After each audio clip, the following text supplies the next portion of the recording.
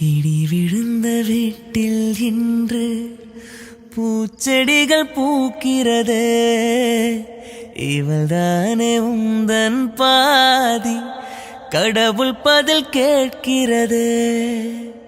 வியந்து வியந்து உடைந்து உடைந்து சரிந்து சரிந்து மிரண்டு மிரண்டு இந்த நிமிடம் மீண்டும் பிறந்து உனக்குள் கலந்து தொலைந்து தொலைந்து